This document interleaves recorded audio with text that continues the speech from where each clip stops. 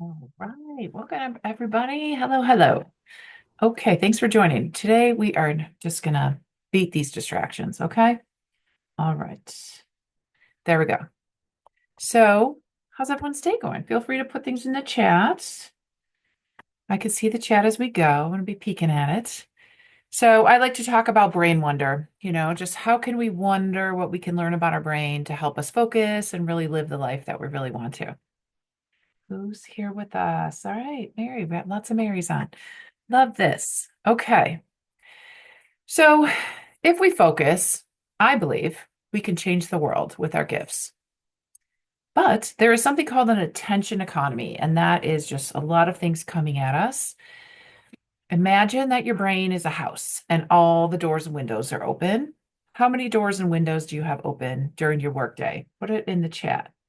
What do you think? So let's go through what it could be. How many emails do you look at every day? How many people come to you with questions, concerns throughout the day directly? How many phones do you have? I have two. How many literal doors can people knock on and get to you during the day? So, how can we be like this person in the hammock and just looking out there and having fun? What do you think? Yeah, secure chat. Yeah, so exactly all those secure chats, text, pagers. What are we forgetting? Neighbors, friends, family.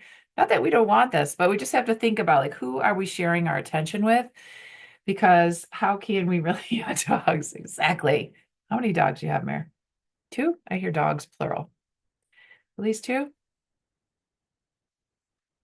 All right, two. Yes.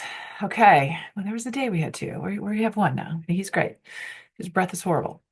All right. So let's just think about it. If you want to put in the chat, I mean, you're good, Mary. You don't need to. I know you, but what about distraction? Why did you choose this? Why do we want to spend our time talking about distraction? Um, and what's the latest distraction that you're trying to get by? How is it going? I did count one day at work, like how many avenues I have that people have to get to me, and there were 12 in just a typical work day. And there's no rules or rhyme or reason to like which information comes through which one. Like in my perfect world, I would say, hey, patient information comes in this way, personal information comes in this way. I love, yeah. Yeah. And even that's true. I guess I didn't even count that, but that we also should count just those messages we give ourselves, right? Just those, I don't think I can do this. I don't think we're trying to change. And like I was reading some or listening to a TED talk or something, and they were talking about focus. And they said sometimes we're like a flashlight where we're really focused on the task, but sometimes we should be more like a lighthouse where we're just looking all around us. What do we see? What's out there? What do we have to be careful of?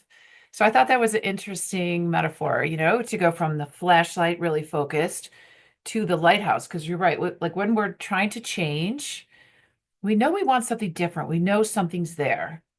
And I think a lot of it is like, how do we even trust our own intuitions, our thought of where we want to go? Who makes it okay that we get to actually live our dream? I feel like there's some messages like, this is what the typical path is. So if you want to leave that typical path, that is wrong or bad, right? And we don't want that. So I'll thank you for bringing that up actually. So now there's 13 because at least, which is a very unlucky number in my Irish world. And so I'm sure there's 14 open channels. But yeah, I think we choose to focus on what is distracting us because personally myself, I do want to you know, lead, you know, lead a meaningful life. I want to make it fun and I want to learn and I want to meet new people and I want to, have a fun journey along the way.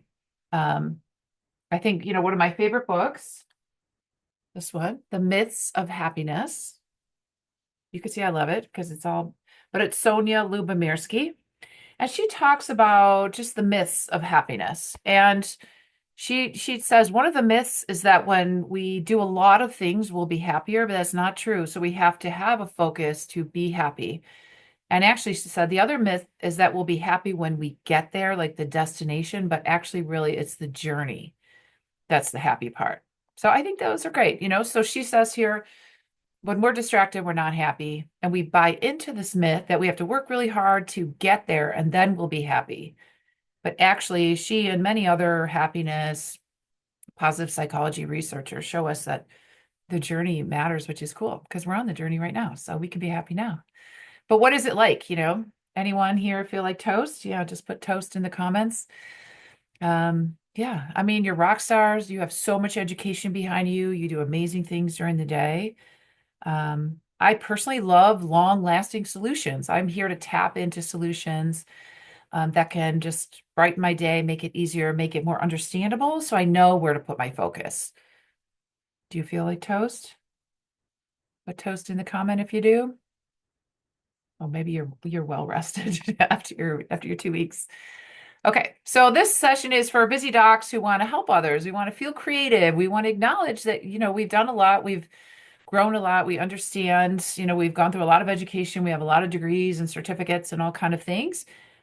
But actually, like this researcher, say her name 10 times fast, Dr. Sonia Lubomierski, she says, really, we want to keep growing. That's when we feel vital, just like this beautiful flower, the lotus flower in the image. We want to keep growing because that's the excitement of it. So just because you have a degree, that's not where the happiness is at the end. The happiness is on the journey, which is exciting. But I also want it to be safe wherever I'm learning because I want to explore and see what's possible, but I don't want a lot of judgment. I want kindness and support. Do you feel that? Yeah, put kindness in the chat if you feel like, yeah, I like kindness. I actually like fun too. I like to smile and have fun on the journey. I don't want it to be horrible, right? Yes. Yeah. So why do we want to learn with people who are mean or tell us what we can't do? I want to feel like we can have an impact and we can feel valued. So let's understand a little bit about organizational culture. We are in healthcare. This is a great model. I'm very visual, so I like this. So, if we think, okay, we're looking, at the ice above the water is what we typically see, but there's many layers under the water. So when you're in healthcare, you'll see the tip of the iceberg, the white here, and those are the artifacts and behaviors that are very common for that culture. So for us in healthcare, you might see, the stethoscope, the white coat, people being pushed around on a gurney or something, or wheelchairs, and it's one of the consults where sometimes you have to change your clothes. You don't do that in the bank, hopefully, or somewhere else. So there's certain things that are normal in this culture. And there's values as patients first, of course, education, innovation to keep bringing new things to our patients and their families. There's norms and kindness, hopefully. We want kindness there. We want intellect, we want expertise. But then, there's this lowest level where we assume things and we believe things about this industry or this culture that we're in. Um, what do you think some assumptions? I mean, I think we already talked about some are just those beliefs, those thoughts we have about, can we change? If we're physicians, can we also start a business? Who says that's okay? Do we need someone to tell us that's okay? Depends if you're employed. I mean, you have to be careful if you're employed, so be sure always to check with your employer. Um, but it turns out it's okay in a lot of situations. But I don't hear that message loudly. Um, we assume that people will support our growth in our professional worlds and our professional life, but that's sometimes not everyone's experience. So there may be a meeting you want to go to and you want to learn at this meeting for X, Y, and Z, but your boss may say, no, you can't attend the meeting. Maybe you're giving a talk at a meeting and your boss says, no, you can't go. You can't share that knowledge because we need you back home. We need you earning money for the team. So there's assumptions and there's beliefs towards what it will be like. And then there's the reality. And things are always changing, right? We know that things are changing. So I feel like culture is a lot like this image. We're trying to be the lotus flowers growing, poking out from that muddy water. But what's in and under the water? There's nutrients, there's things being broken down, there's ideas, there's concepts, and there's those assumptions and beliefs about what actually is there. So what's happening for women in medicine today? This is from a Neurology Women in Neurology survey from a great group of women neurologists back. It was published in 2019, so it was before COVID. And even at that time, it was high stress, lack of control over work schedule, gender discrimination was reported. 42% at that time had symptoms of burnout and not enough time to do their work. But yet, women doctors have really high outcomes. They follow guidelines, they do preventative care. This isn't even talking about surgeons. I'm sure there's even more outcomes with surgeons and women ICU docs. So there's more and more literature showing yet with all those concerns or negative um, realities that women doc are reporting, they're still doing great work and really supporting their patients in an amazing way. So can you remember that first day that you got, that your first day of work, walking in? What were the feelings that you had? What were you just thinking would be there inside? What would it be like on your journey? What feelings do you think of on that first day? I'd like to welcome everyone for coming in. If you came late, I'm Dr. Mary Rensel. We're just walking through distractions and realities of being a woman in medicine. We're going to talk about some ways that we can just, gain some insights. So thanks for coming. I appreciate you sharing a Saturday. That's amazing. Um, so yeah, in the chat, go ahead and put like, what are those feelings when you're walking in your first day of work? What were you thinking? What do you think would be there for you? How did it feel to get that first job and walk in? I just remember being hopeful, scared, honored, um, hopeful. Yeah, we shared that hope. It was just like, wow, like what could happen? What could be here? Excited, honored. Yeah, it's interesting. We use that same term, honored. Yeah, it's just like it is an honor. And I still really am just so grateful for the one-to-one. A lot of times in my business, I'm a neuroimmunologist. I'm one-to-one with patients in a closed room, in a quiet space where we have time to talk about things that are important to them and their health. And so it's very vulnerable. Like if I go to the doctor, I feel vulnerable. And I try to remember, that patients also feel that. Um, and then, over the years go by, if you want to put in how many years you've been practicing, I'd be interested to know. I've been practicing, well, if you include training, I think I'm 31 years. Yeah, over 20. Nice. So what about now when you walk into work? How are you feeling? What are the feelings you have when you're walking into a typical day at work?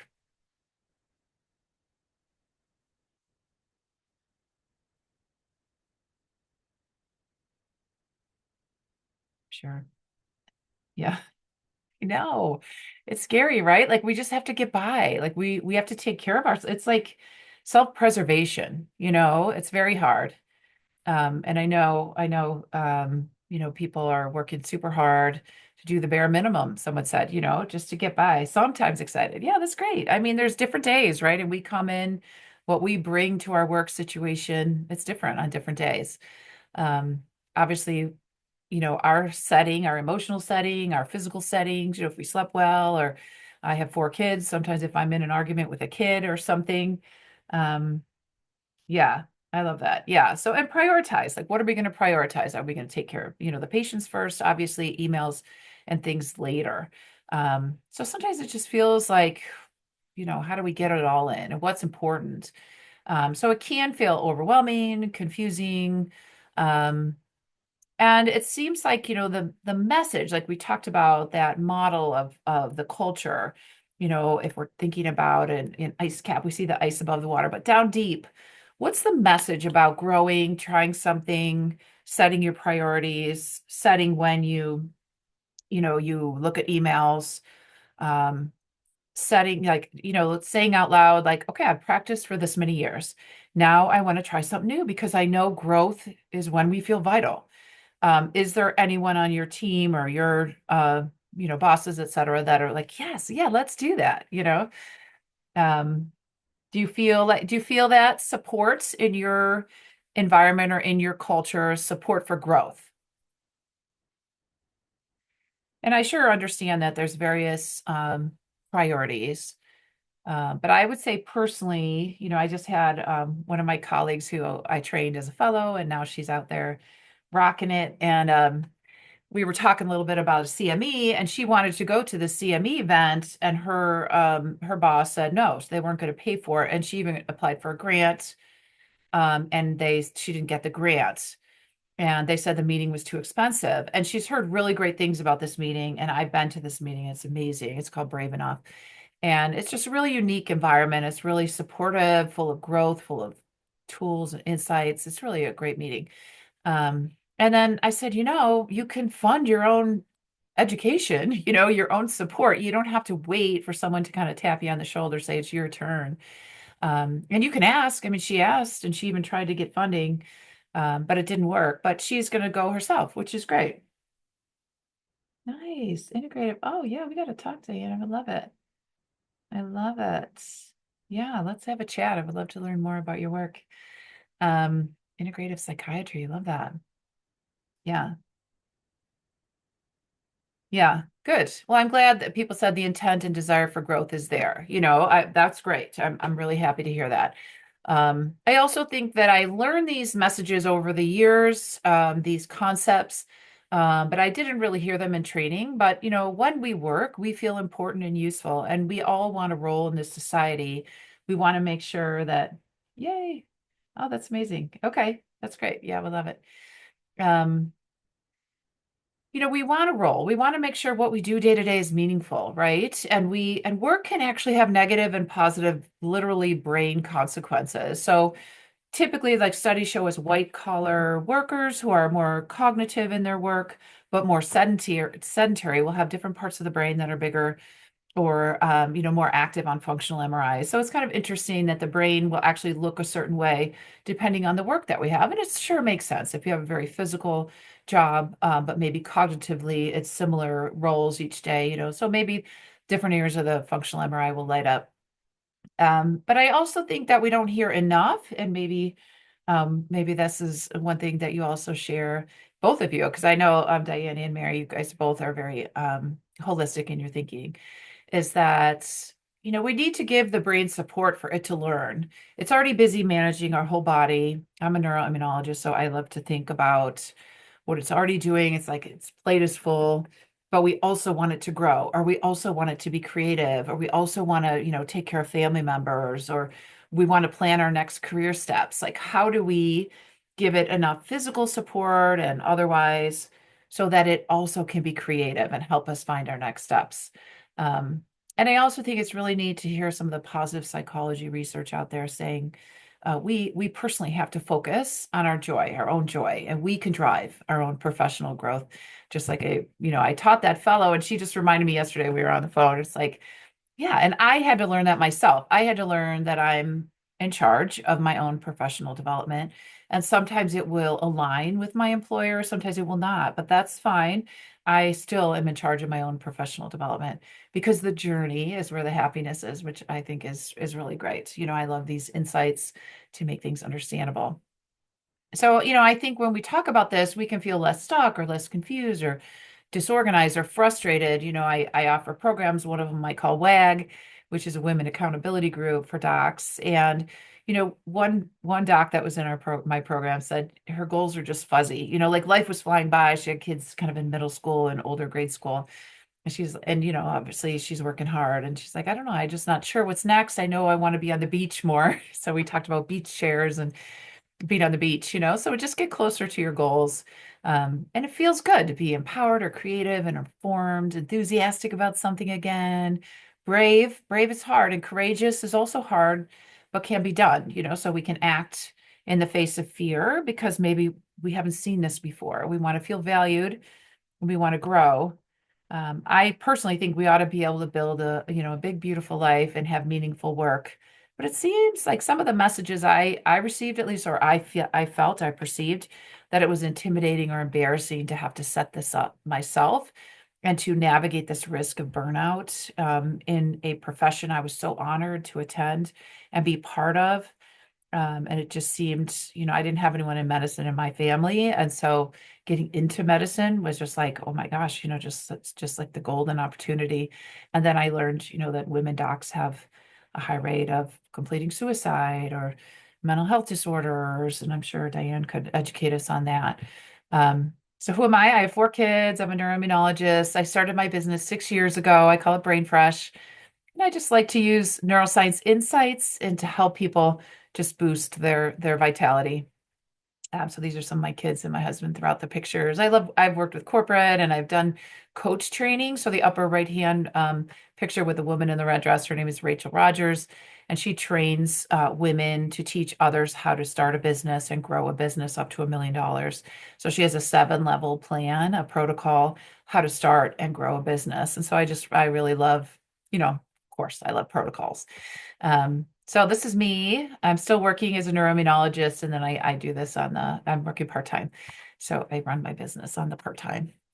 But I love to help and watch people feel like empowered and creative, like a light bulb goes off, and just it's really exciting, I think, to help people. Sometimes we need a permission slip because again, that culture is like it's not saying loudly enough, in my opinion, that it is okay to take a risk or think about a new thing, especially kind of mid-career and beyond. Like you've done certain things, what else do you want to do? So we know that society will give us these messages. There's cultural messages of gender inequities, etc. I didn't have any business training in med school. Did you, Diane or Mary? Anyone? I didn't have not one business class or anything. So in my message that I always heard is like business is bad because they like money and we're good in healthcare because we like humans.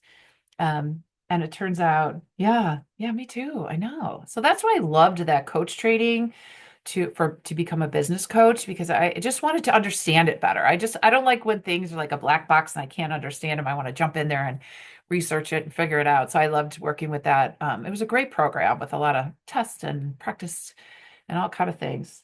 Yeah. I know it didn't make sense to me either. I thought it was a black and white, either you're in healthcare or you're in business, because obviously business people don't care about humans. I mean, that was what I understood to be true. And now I know a business is solving a problem. And lately, I think we've talked a lot about businesses with particular values. Yeah, it seemed boring. Yeah, it does. It didn't. It seemed boring to me too. But obviously, we're in a new place. I knew it was one thing I wanted to do before I retired. I was just like, I want to learn more about it and get active in it. And that's why I ended up starting my business 6 years ago.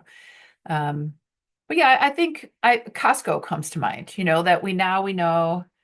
Yeah, yeah, right. It's curious. And it's good. It's like if something is intriguing, or someone said to me, like if you envy someone, like if you look and you say, oh, that person, that seems like they really kind of figured this out. It might be something that you're curious about. That's why you envy that person.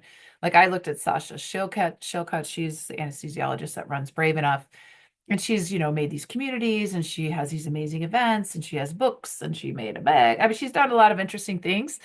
And I know she gets a lot of, negative feedback because it's a business. But I really think she's done some great things and she's created environments where people can just have time to kind of think about, again, just a pause, that really important pause, like what's important, who do I need to put around me to make it happen? What skills do I need to build? And then the other thing is the attention economy. I have young adult children. Um, and a lot of them are, their friends are in marketing. My son's in business school. So, he's learning about attention and the attention economy. So people are paid to grab our attention. And I do think we need to be intentional about, blocking our doors and windows of people who are trying to grab our attention. Because really it's all we have is our focus to get things done, to make this world a better place. So I think we have to make sure we know these main themes in order so we know how to navigate. So these, I think, are some of the 10 common challenges, at least that I have found personally. We've talked about the majority of them. Um, but it is what it is. It's like that flower in the water. The culture is what we're growing up in, what we're supported by, what we learn from, what is the norm. So how do we even find a new way to do things? Let's talk about that a little bit. So I like to talk about brain vitality and these 9 steps. How we can rock it, how we can just feel really like we're living it, what's important to us, and owning what we're able to do to be empowered and creative. So that's what I want for you. So we're going to focus on a few of them, each petal. So there's 9 petals, and there's 3 in each kind of section. We're going to talk about the first 3 and do a little assessment. So let's go. So we're going to talk about the red, yellow, green. So we're going to kind of gauge where we are with these things. So let's start with find your fun. So that's the first petal on the lower left. Find your fun. How do we prime our brain so that it's almost like that lighthouse? Like, how do we give it more perspective so we can find solutions? Well, it turns out fun is really important. I've actually given courses on fun, which is really fun. I have my my silly glasses. Oh, here they are. Okay. I got silly glasses for us and everything. Just to lighten up a little bit. Why? Because it's, in a neurobiologic sense, when we are having fun, we're usually not judging, which is really, interesting to think about. So next time you're having fun and you're laughing and you're just being silly with somebody that you care about, or you're whatever you're doing, throwing a ball, having fun, just on the hammock, we just put our hammock out back. It's just whatever you're doing, just think of like, are you thinking of how you're comparing to other people? Are you thinking of something that went wrong? Think about your focus during fun. And it's just important just to put our brain in that state. So why does it matter? We have really strong, really busy days. And so it's important to put it in, the lighthouse stage where we have a better perspective and get our positive emotions flowing. There's some great books about this. One is called Positivity by Barb Fredrickson. One is called The Power of Fun. I forget the author, but she's a journalist who kind of dove into fun research, talked about some of her own experiences. But it could help us be creative, clear, focused. Um, what do you think? If you had a gauge where you were, red, yellow, green, with fun in a week's time, do you make it a priority? If so, that's a green. If it's like, well, sometimes I do. I don't really have a lot of time for it. I'm trying to get a lot done. I'm doing a fellowship. I'm doing a this. I'm building a business.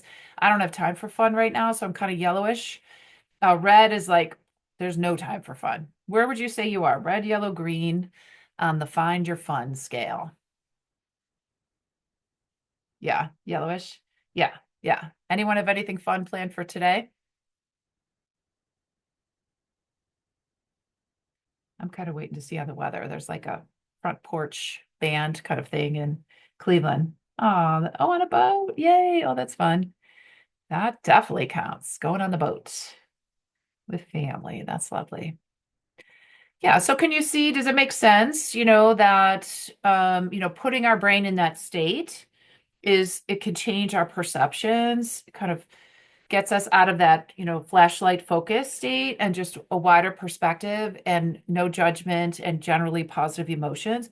And fun is usually physical. So if, if there's gamers out there, they may, say maybe not, they think it's fun to game. It is a little physical, I guess, but generally a lot of the research with fun shows it's important that it's physical. And it's lovely that it just takes out judgment, which is nice. Okay, so we went over these. So it sounds like, you have one thing, scheduled already this week. And the positive emotions, now I'm sure our psychiatrist on the line can educate us on this. But we'll go with like what Barb Fredrickson talks about, who's a positive psychology expert in positive negative emotions. But then even that, there's a bias then toward positive negative emotions. Just emotions are emotions. Um, I read a great book called Emotional Agility by Dr. Susan David, and she had us just think about it like she talks about, thinking of emotions as the weather. They're just there. They're also a signal to what's going on. And one thing you might want to do just to build those positive emotions, text a person you appreciate. Just I really appreciate what you did this week. I appreciate like a person I don't talk to too much. She's a friend, and we built this talk. So we were talking a little bit like a couple weeks ago, but then last week she just sent me like, "Hey, I'm thinking about you." It was so nice, it just made my day to think that she's like, no particular reason. I'm just thinking about you. I want to say hi. Like that's wonderful. So just a little something if you have time this week, just to send a little message to someone who means something to you, because it always feels good to be the receiver of those. And actually, it's really good for us to be the giver of those too. Okay, next level, protect your melon. So that's our amazing organ between our ears. Would you say, let's say we're just protecting it particularly from distractions. Are you red, yellow, or green on protecting it from distractions so that you can focus on what's important? Red, yellow, green on protect your melon. There's lots of ways to protect your melon. We could talk for a while, but it sounds like both of you are into nutrition and rest. And okay, so let's say, do you start your day and just let it roll and see what comes? Green, okay, that's fair. So green would look like today, the goal of my day is X. And because of that, I'm going to not look at my email till noon. I'm going to spend 45 minutes on my email. I'm not going to take calls during this time. Maybe you're trying to write a manuscript or something, let's say, or you're trying to make a business plan. And you know you need a good 2 or 3 hours to get it done. And so you're blocking out other things purposefully. They even say, like, if we have our phones on our desk, it's distracting. And we know if we just keep code switching, if we go from emails to writing to talking on the phone to writing, that we're wasting time. Yeah. Yeah, yeah, especially when you're on call. Yeah, and I mean it's tricky when you're on call, right? You have to be available. You can't shut all the channels down. But when there's something important and you need to get it done, we have a few biases. Number one, we usually think it'll take shorter than it does. So we usually have to make sure we guard our attention to get a project done. Yellowish. Yeah. Yeah, I think so too. I have when I'm working on a presentation or working on a paper or something. I do, like someone said, they just put their phone in the desk. So I tried it like in the drawer, so I don't even see it. Turn it off. And then I know my time of day that I focus better in the morning. Are you guys morning or evening focusers? Thank goodness my husband's an evening guy. So yeah, yeah, I'm definitely more morning. So I try to know like what's the best time for me to work on something. Okay. And why do we care? Because the brain is our essence. It makes us who we are. It lets us, serve our communities, support our family and friends. It provides us our attention, our energy, takes care of our whole body. And protecting it protects your attention, our attention, and decreases the risk of burnout. So we really want to make sure we're thinking about this. It's on, I have something I call the warm theory in the warm exercise. So just think of like water. Are you staying hydrated? A is appetite. Am I eating? R is rest. Am I prioritizing these things? M is movement. And just the basics really to protect. So we could think about our goals. I have a whole like clear like 12-week goal system because I'm great at ideas, but I'm not always great at operationalizing them and getting them done. So I read this book called 12-Week Year, and this is what I teach in my WAG as well and go over and I do some sessions a couple times a year. So we set our goals every quarter so that I don't have to think about it. Like I have my goals, I have my 3 buckets of focus and set them up. Yeah. So we could think about that, what exactly to do with our focus. And it makes it easier to say no. Okay. So fine tune your energy. So what I've learned from Dr. Boyatsis, some of us in Cleveland know him. He's a great speaker at Weatherhead School of Business. And he talks about taking these micro breaks throughout the day. It's very hard in medicine to do this, but I think if we, depending if we have the ability to create our day, I know someone on the call wants to work only 10 to 2, 10 to 2, that's our goal, which I love. So how can we fine tune our energy for our workday? Well, he suggests we take 3 10-minute breaks throughout our day to enhance parasympathetic during that time. So if you have a furry dog, like my dog's under my chair. So if you have a furry dog, if you have a picture of loved ones, you can just step away from work, even if you're not physically away. You're just taking a minute to think of something you're grateful for, send that text to somebody you're grateful for, look outside and see some beautiful nature. So we can change our sympathetic parasympathetic balance. This would be our focus would be like, the flashlight focus versus the lighthouse focus. So this is one way we can fine tune our energy, almost like our cognitive load, So can we give our brain a break once in a while? So does anyone intentionally do this throughout their day? Just kind of step away, even if it's for a couple minutes, The suggested time is 10 to 15 minutes. Are you red, yellow, green, and just kind of giving yourself a break in your day? I mean, I think the day will, if the day comes that I go to a keyboard and it's not all crummy, when I know someone's like eating their lunch really quickly while they're typing, then I know healthcare will have gotten to a new place. Anyone have crummy keyboards around? Yellow, red, yeah. Yeah, and I think this is, I always feel like I don't have time, I want to get this done, but what Dr. Boyatzis will say is you'll get things done faster if you take these little micro breaks throughout the day. Yeah, crummy keyboards. Oh, I know. Okay, so why does it matter? Well, stress obviously is not our most productive time, right? If we're worried or stressed, that's not our most creative time. That's not our solution thinking. And here we are, we want to serve our patients. And if you're working on your business, work on your business. We want to beat that magical thinking that it's that the grind culture, right? Just go, go, go, go, go, and just go all night. That's you can't, right? There's no way. So what can it do? It can give us creativity, clarity, focus. Um, so there's six more pedals, but I think we're going to stop there. Um, what do you think? Is there anything you may do this week? Any of these that you might think about doing in the next 7 days?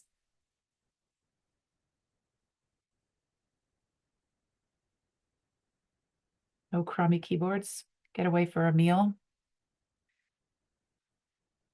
Well, I know a lot of, just even the culture in medicine is there's not even a lot of places to eat lunch, so a lot of people have to eat at their desk alone, which if I do have the moment, not when I work at one of my hospitals, there are some tables we can go sit at. So I get to chat with the people I work with and get to know them. And it's nice, even if it's 15 minutes, 20 minutes, it's really a nice break.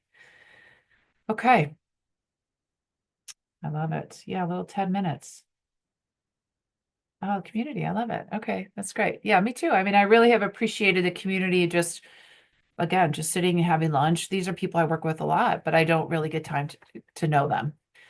All right, so we're talking about this clear neuroscience framework to navigate finding, a meaningful career. And there's simple solutions. I just love to dive in the research and hopefully make it understandable for you. And I also want to just reinforce that message that we don't have to be wait to be chosen, to be tapped, to say you're the next leader. We can drive our own professional growth ourselves. Which one was your favorite? Fun, protecting, or fine tuning?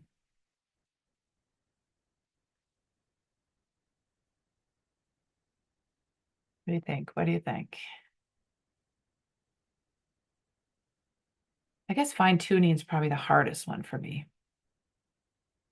And protecting, I have to be very intentional too. It's going to take energy. Yeah, if I tune. Okay, good. Yeah, fine tuning. Yeah, I think micro breaks, even if it's not 10 minutes, protecting. Yeah. I think it's all we have, right, is our focus. And I think protecting it is really that's the key to living a meaningful life, honestly, because people want it, right? People get paid. Yeah, constantly on. Yeah, I agree. And it's really if we can even think of what Olympic athletes do. I mean, they work out hard, but they also rest hard. So they don't lift on legs every day. They lift hard on legs and rest. And that's just not something, not, it's not a message we hear in healthcare. So, we can keep doing the same thing. We can keep, or we can try to be that lotus flower, just looking beautiful and floating on this culture. Or we can make a change, we can really focus and change the world with our gifts. And I really think that we need to say this loud or kind of yell it from the mountaintops like this image shows. Um, so, I offer various things. I know a person on the call is already in my program, so I'm grateful. So I offer one-on-one coaching. I offer this distraction buster, and then the WAG, which is a regular meeting time, monthly and quarterly. So we set our goals and then we meet as a group once a month. And then there's some tips throughout the month so we can stay focused. But if you would like to unmute and chat, I would love it. I can stop recording so we don't, have to worry about it. Let me stop recording. Here's my recording. Here we go.